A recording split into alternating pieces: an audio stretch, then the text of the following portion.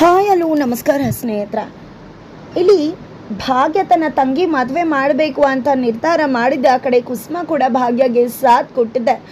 ಕಿಶನ್ ಮಿಷನನ್ನು ಮಾಡೋದಕ್ಕೆ ಮುಂದಾಗ್ತಿದ್ದಾರೆ. ಹಾಗಿದ್ರೆ mission complete ಆಗತ್ತಾ? ಅಲ್ಲೇನಾದರೂ ಎಡ್ವರ್ಟ್ ಆಗೋ ಚಾನ್ಸಸ್ ಇದೆಯಾ? ಏನಾಯಿತು, ಏನು ಕಥೆ, ಇದೆಲ್ಲವನ್ನ ಕೂಡ ತಿಳ್ಕೊಬೇಕು ಅಂದರೆ ಈಗಲೇ ನಮ್ಮ ಈ ಚಾನಲ್ನ ಸಬ್ಸ್ಕ್ರೈಬ್ ಮಾಡಿ, ಹಾಗೆ ಒಂದು ವಿಡಿಯೋವನ್ನು ಪೂರ್ತಿಯಾಗಿ ನೋಡೋದನ್ನು ಯಾವುದೇ ಕಾರಣಕ್ಕೂ ಕೂಡ ಮರಿಬೇಡಿ. ಇಲ್ಲಿ ಪೂಜಾ ಮದುವೆ ಮಾಡಬೇಕು ಅಂತ ಹೇಳಿ ಭಾಗ್ಯ ತುಂಬ ಆಲೋಚನೆ ಮಾಡ್ತಿರ್ತಾರೆ. ಇದರ ನಡುವೆ ಸಾಕಷ್ಟು ಹುಡುಗರು ಬರ್ತಾರೆ. ಅವ್ರು ಯಾರು ಇಷ್ಟ ಆಗೋದಿಲ್ಲ. ಭಾಗ್ಯ ಡಿವೋರ್ಸ್ ಅನ್ನೋ ಮ್ಯಾಟರ್ ಬರುತ್ತೆ.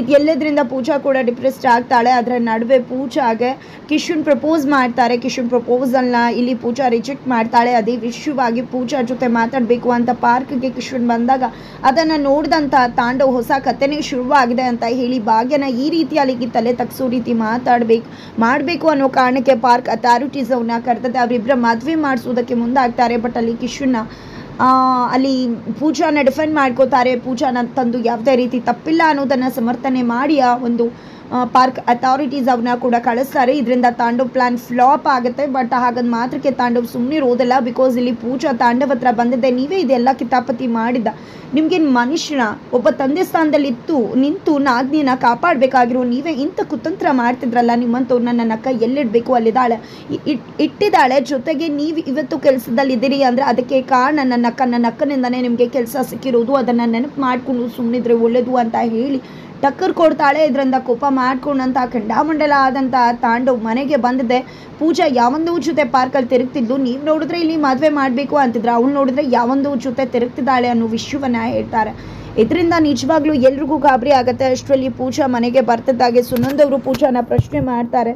ಆ ಪ್ರಶ್ನೆಗೆ ಸೈಲೆಂಟ್ ಆಗಿರ್ತಕ್ಕಂಥ ಪೂಜಾ ತಲೆ ತಗ್ಸಿ ನಿಂತ್ಕೋಬೇಕಾಗತ್ತೆ. ಹಾಗಿದ್ರೆ ನಿಜವಾಗ್ಲೂ ಅಳಿಯಂದ್ರೆ ಹೇಳಿದ್ದು ನಿಜನಾ ಅಂದಾಗ ಅವ್ರು ಹೇಳಿದ್ದು ನಿಜ ಅಲ್ಲ, ಆದರೆ ನಾನು ಪಾರ್ಕಲ್ಲಿ ಇದ್ದಿದ್ದು ನಿಜ, ಅದಕ್ಕೆ ಕಾರಣನೇ ಬೇರೆ, ನಾನು ಯಾವುದೇ ರೀತಿ ತಪ್ಪು ಮಾಡಿಲ್ಲ, ನಾವು ಮಾತಾಡ್ತಿದ್ವಿ, ಅದು ನಮ್ಮ ಜಿಮ್ ಓನರ್ ಅಂತೆಲ್ಲನೂ ಕೂಡ ಹೇಳ್ತಾಳೆ. ಆದರೆ ಅಮ್ಮ ಮಾತ್ರ ನಂಬೋಕೆ ರೆಡಿ ಇಲ್ಲ. ಬಟ್ ಇಲ್ಲಿ ಕುಸುಮ ಮತ್ತು ಇಲ್ಲಿ ಭಾಗ್ಯ ತನ್ನ ತಂಗಿ ಮಾತನ್ನು ನಂಬ್ತಾರೆ. ಜೊತೆಗೆ ಇಲ್ಲಿ ತಾಂಡವ್ಗೂ ಕೂಡ ನಮ್ಮನೆ ವಿಷಯಕ್ಕೆ ತಲೆ ಹಾಕೋ ಅವಶ್ಯಕತೆ ನಿಮಗಿಲ್ಲ ಅಂತ ಹೇಳಿ ತಾಂಡವ್ನ ಕೂಡ ಇನ್ನು ಮುಂದೆ ಇಲ್ಲಿಗೆ ಬರೋ ಅವಶ್ಯಕತೆ ಇಲ್ಲ, ನಮ್ಮ ಕುಟುಂಬದ ವಿಷಯನ ನಾವೇ ನೋಡ್ಕೋತೀವಿ ಅಂತ ಹೇಳಿ ಇಲ್ಲಿ ತಾಂಡವ್ಗೆ ಟಕ್ಕರ್ ಕೊಟ್ಟು ಭಾಗ್ಯ ತನ್ನ ಮನೆಯಿಂದ ತಾಂಡವ್ನನ್ನು ಒದ್ದೋಡಿಸ್ತಾರೆ ಅಂತಲೇ ಹೇಳ್ಬೋದು. ಈ ಕಡೆ ಹೇಗಾದರೂ ಮಾಡಿ ಭಾಗ್ಯಗೆ ಟಕ್ಕರ್ ಕೊಟ್ಟು ಆಕೆಯನ್ನು ಸೋಲಿಸ್ಬೇಕು ಅಂತ ಅಂದ್ಕೊಂಡೆ ಯೋಚನೆ ಮಾಡೋ ತಾಂಡವ್ಗೆ ಮಗದೊಮ್ಮೆ ಸೋಲಾಗತ್ತೆ. ನಂತರ ಪೂಜಾ ಹತ್ರ ಬಂದಿದ್ದೆ. ಭಾಗ್ಯ ಏನು ಎಂತು ಅಂತ ಕೇಳಿದಾಗ ಅಲ್ಲಿ ಪೂಜಾ ಎಲ್ಲ ವಿಷಯವನ್ನು ಹೇಳ್ತಾರೆ. ಆತ ಪ್ರಪೋಸ್ ಮಾಡಿದ್ದು, ನಂತರ ರಿಸೈನ್ ಮಾಡಿದ್ದು, ಅದ್ರ ಬಗ್ಗೆ ಮಾತಾಡೋಕೆ ಅಂತ ಪಾರ್ಕಿಗೆ ಬಂದಿದ್ದು. ಅಲ್ಲಿ ಪಾರ್ಕ್ ಅಥಾರಿಟೀಸ್ ಅವರು ಪೂಜಾ ಬಗ್ಗೆ ಮಾತಾಡಿದಾಗ ಡಿಫೆಂಡ್ ಮಾಡಿ ಅವಳ ಬಗ್ಗೆ ಒಂದಷ್ಟು ಒಳ್ಳೆ ಮಾತುಗಳನ್ನ ಆಡಿದ್ದು, ಎಲ್ಲವನ್ನ ಕೂಡ ಎಕ್ಸ್ಪ್ಲೈನ್ ಮಾಡಿದಾಗ ಭಾಗ್ಯಗೆ ನಿಜವಾಗ್ಲೂ ಆ ಹುಡುಗನ ಬಗ್ಗೆ ಖುಷಿ ಆಗುತ್ತೆ. ಅವನಿಗೆ ಕೊಟ್ಟು ಮದುವೆ ಮಾಡೋದ್ರ ಬಗ್ಗೆ ಯೋಚನೆ ಮಾಡ್ತಾಳೆ. ಅದೇ ವಿಷಯನ ಕುಸುಮ ಅವ್ರ ಹತ್ರ ಕೂಡ ಹೇಳ್ಕೊಂಡಾಗ ಅವರು ಕೂಡ ಒಳ್ಳೆಯವನಿದ್ರೆ ಖಂಡಿತ ಮದುವೆ ಮಾಡೋಣ ಅಂತಾರೆ. ಬಟ್ ಯಾರಿಗೂ ಗೊತ್ತಾಗ್ದಾಗೆ ಅವನ ಒಳ್ಳೆಯವನ ಇಲ್ವಾ ಅನ್ನೋದನ್ನು ನಾನು ಕಂಡುಹಿಡಿತೀನಿ ಅಂತ ಹೇಳಿ ಕುಸುಮ ಅವರು ಅವರ ಜಿಮ್ಮಿಗೆ ಹೊರಡ್ತಾರೆ. ಈ ಕಡೆ ಪೂಜಾ ಅಕ್ಕನ ಜೊತೆ ಕ್ಯಾಂಟೀನ್ಗೆ ಹೋಗ್ತಾಳೆ.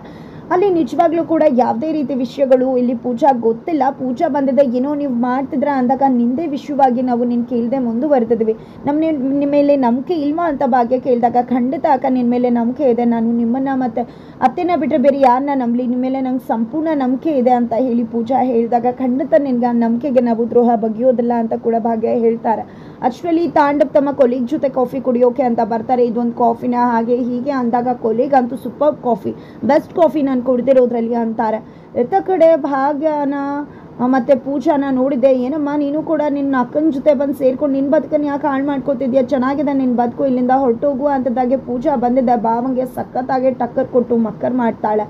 ಜೊತೆಗೆ ಈ ಕಡೆ ನಾನು ನೋಡೇ ಬಿಡ್ತೀನಿ ನಿನ್ನ ಮದುವೆ, ಅದು ಹೆಂಗೆ ಆಗತ್ತೆ ಅಂತ ಹಾಗೆ ಹಿಂಗೆ ಅಂತ ಹೇಳಿ ತಾಂಡವ್ ಪೂಜಾ ಬಗ್ಗೆ ಮಾತಾಡ್ತಿದ್ದಾಗೆ ಆ ಕಡೆ ಭಾಗ್ಯ ಕಾಫಿ ಕುಡ್ತಿದ್ರೆ ದುಡ್ಡು ಕೆಟ್ಟು ಹೋದರೆ ಒಳ್ಳೇದು ಅಂತ ಹೇಳಿ ತಾಂಡವ್ನ ಮಗದೊಮ್ಮೆ ಅಲ್ಲಿಂದ ಓಡಿಸ್ತಾರೆ. ಈ ಕಡೆ ಕುಸುಮ ಅವರು ಕಿಶನ್ ಹೇಗೆ ಎಂತು ಅಂತ ತಿಳ್ಕೊಳ್ಳೋಕೆ ಜಿಮ್ಮಿಗೆ ಬಂದಿದ್ದಾರೆ.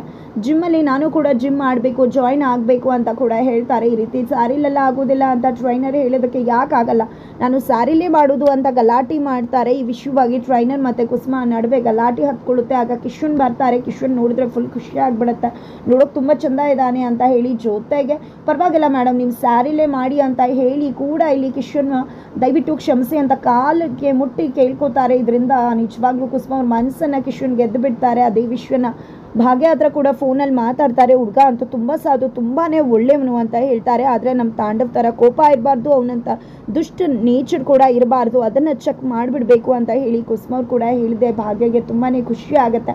ಆಕೆ ಕೂಡ ಯಾವುದೇ ಕಾರಣಕ್ಕೂ ಈ ತಾಂಡವ್ ಅವ್ರ ಥರ ಅಂತೂ ಇರಬಾರ್ದು, ನನ್ನ ತಂಗಿ ಬದುಕು ನಂತರ ಆಗಬಾರ್ದು ಅತ್ತೆ ಅಂತ ಕೂಡ ಹೇಳ್ತಾರೆ.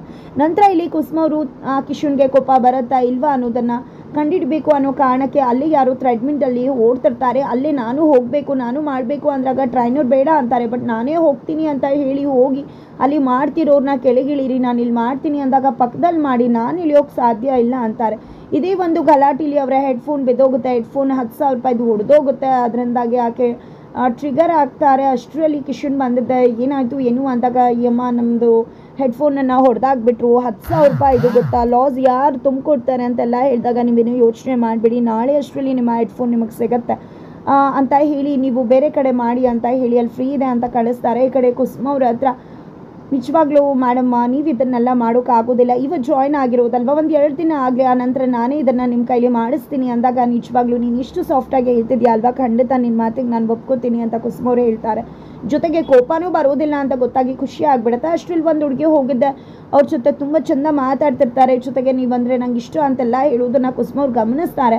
ಹಾಗಾಗಿ ಸರಿ ಆಯಿತು ಬನ್ನಿ ಅಂತ ಬೇರೆ ರೂಮ್ಗೆ ಕರ್ಕೊಂಡು ಹೋಗ್ತಾರೆ. ಕಿಶನ್ ಇದನ್ನೆಲ್ಲ ನೋಡಿದ್ದೆ ಕುಸುಮ ಅವ್ರಿಗೆ ಅನ್ನಿಸ್ಬಿಡುತ್ತೆ, ಇವ್ನು ನಿಜವಾಗ್ಲೂ ಒಳ್ಳೆಯವನ, ಇವಳ ಜೊತೆ ಇಷ್ಟು ನಕ್ಕೊಂಡು ಮಾತಾಡ್ದ, ಬೇಕಿದ್ರೆ ಪೂಜಾನ ಲವ್ ಮಾಡ್ತಿದ್ದೀನಿ ಅಂತ ಹೇಳ್ಬೋದಿತ್ತಲ್ವ, ಏನೂ ಹೇಳಿಲ್ವಲ್ಲ ಅಂತ ಅನುಮಾನ ಶುರುವಾಗಿದ್ದೆ.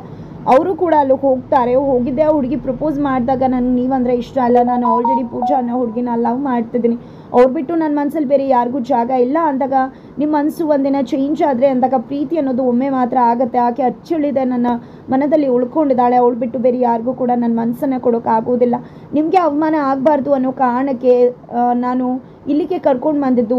ಆಮೇಲೆ ನಾಳೆ ನೀವು ಇಲ್ಲಿಗೆ ಬರಲೇಬೇಕು, ನಾಳೆ ನೋಡಿದವರು ನಾನು ರಿಜೆಕ್ಟ್ ಮಾಡ್ದ ಅದನ್ನು ಕೇಳಿಸ್ಕೊಂಡು ಬೇರೆ ಏನಾದರೂ ನಿಮ್ಮ ಬಗ್ಗೆ ಮಾತಾಡಬಾರ್ದು ಅನ್ನೋ ಕಾರಣಕ್ಕೆ ನಿಮ್ಮನ್ನು ಇಲ್ಲಿ ಕರ್ಕೊಂಡು ಬಂದು ಸಪ್ರೇಟಾಗಿ ಹೇಳ್ತಾ ಇದ್ದೀನಿ. ನಿಮ್ಮ ಒಂದು ಒಳ್ಳೆ ತಂದನ್ನು ಆರಾಮಾಗಿರಿ. ಜೊತೆಗೆ ನಾಳೆಯಿಂದ ನೀವು ಜಸ್ಟ್ ನನ್ನ ಕ್ಲೈಂಟ್ ಅಷ್ಟೇ, ನೀವೇನು ಅದ್ರ ಬಗ್ಗೆ ಯೋಚನೆ ಮಾಡಬೇಡಿ, ನನಗೆ ನಿಮ್ಮ ಬಗ್ಗೆ ಯಾವುದೇ ರೀತಿ ಮನಸ್ಸಿಲ್ಲ ಅಂತ ಹೇಳ್ಬಿಡ್ತಾರೆ. ಇದರಿಂದಾಗಿ ಕುಸುಮ ಅವ್ರಿಗೆ ಖುಷಿಯಾಗಿದೆ. ಭಾಗ್ಯಗೆ ಕಾಲ್ ಮಾಡಿದ್ದೆ, ಇವನಂತೂ ಸೂಪರ್ಬ್, ಜೊತೆಗೆ ಬೇರೆ ಯಾವ ಹುಡುಗಿನೂ ತಲೆ ಎತ್ತು ನೋಡಲ್ಲ, ಯಾವ ಕೆಟ್ಟ ಗುಣನೂ ಇಲ್ಲ, ತುಂಬ ಸಾಧು, ಕೋಪ ಅಂತೂ ಬರುವುದೇ ಇಲ್ಲ, ನಾವು ದೊಡ್ಡವರು ಕೆಟ್ಟು ಒಳ್ಳೆಯವ್ರಿಗೆ ಎಲ್ಲ ತುಂಬ ಮರ್ಯಾದೆ ಕೊಡ್ತಾನೆ, ನಿಜವಾಗ್ಲೂ ಇಂಥ ಹುಡುಗನ ಮದುವೆ ಆಗೋಕ್ಕೆ ನಮ್ಮ ಪೂಜಾ ಪುಣ್ಯ ಮಾಡಿದ್ದಾಳೆ ಅಂತ ಹೇಳ್ತಿದ್ದಾರೆ. ಅದರ ನಡುವೆ ಅಲ್ಲಿ ಕುಸುಮ ಅವರು ಎಡ್ವರ್ಟ್ ಮಾಡ್ಕೊಳ್ಳೋ ಚಾನ್ಸಸ್ ಇದೆ. ಇದು ವೆಯ್ಟ್ ಲಿಫ್ಟ್ ಮಾಡ್ತಿರ್ಬೇಕಿದ್ರೆ ಅದಕ್ಕೆ ನಾನು ಇನ್ನೊಂದಷ್ಟು ಹಾಕಿ ಮಾಡ್ತೀನಿ ಅಂತ ಹೇಳಿ ಮಾಡೋಕ್ಕೋಗಿ ಸೊಂಟ ಉಳ್ಕಿಸ್ಕೊಂಡು ಅಲ್ಲೂ ಕೂಡ ಹಾಸ್ಪಿಟಲ್ಗೆ ಅಡ್ಮಿಟ್ ಆಗೋ ಚಾನ್ಸಸ್ ಇದೆಯಾ. ಕಿಶನ್ ಅವ್ರನ್ನ ಅಮ್ಮನಿಗಿಂತ ಹೆಚ್ಚಾಗಿ ಹಾರೈಕೆ ಮಾಡ್ತಾರೆ. ಫೈನಲಿ ಪೂಜಾಗೆ ಕಿಶನ್ ಜೊತೆ ಮದುವೆ ಫಿಕ್ಸ್ ಆಗ್ತಿದೆಯಾ. ಈ ಕಡೆ ಭಾಗ್ಯ ಮತ್ತು ಕುಸುಮ ಸೇರ್ಕೊಂಡಿದ್ದೆ ಪೂಜಾಗೆ ವರನ ಹುಡುಕೆ ಬಿಟ್ರ, ಅಥವಾ ಇದರಲ್ಲೂ ಏನಾದರೂ ಟ್ವಿಸ್ಟ್ ಆ್ಯಂಡ್ ಟರ್ನ್ ಇದು ಕಿಶನ್ನ ಫ್ಯಾಮಿಲಿ ಬೇರೆ ರೀತಿಯಾಗಿದ್ದು ಇದಕ್ಕೆ ಏನಾದರೂ ಅಡೆತಡೆ ಆಗುತ್ತಾ.